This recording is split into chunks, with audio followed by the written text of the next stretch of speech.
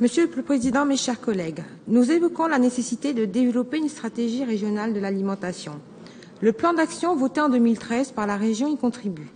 Les associations pour le maintien d'une agriculture paysanne depuis 2004 dans notre région a permis de favoriser l'émergence et le développement de la vente directe afin de donner au plus grand nombre un accès facilité à une alimentation saine de proximité.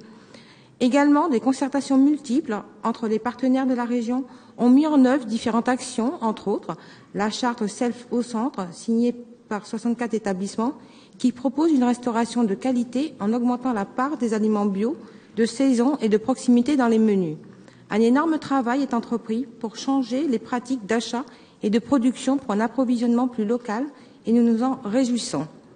Cette stratégie devrait permettre de résorber et limiter l'impact des maladies qui y sont liées, comme l'obésité qui concerne près de 17% de la population dans notre région, contre 15% au niveau national, principalement les plus modestes.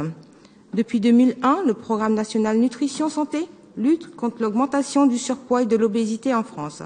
Cette maladie chronique, fréquente, multifactorielle et aux nombreuses comorbidités est devenue un problème majeur de santé publique. En 2011, 2 centres de traitement de l'obésité ont été identifiés et installés entre Tours et Orléans. Bien que l'obésité soit une maladie, elle reste très peu enseignée aux futurs médecins. Elle place donc le médecin traitant, seul, au cœur de cette prévention.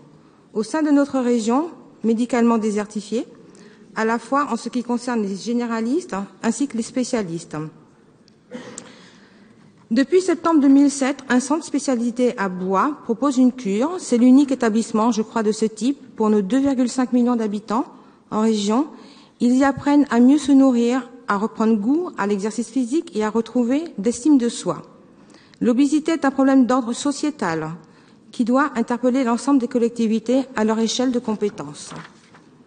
L'OMS reconnaît à juste titre que la prévalence croissante de l'obésité de l'enfant est le résultat de changements survenus dans la société.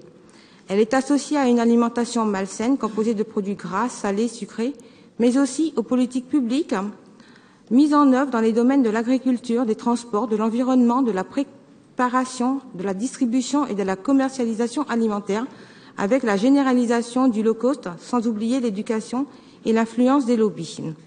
D'autre part, le manque chronique d'activité physique avec les transports en commun, la voiture, qui génère un déséquilibre entre les baisses des dépenses énergétiques et la consommation alimentaire.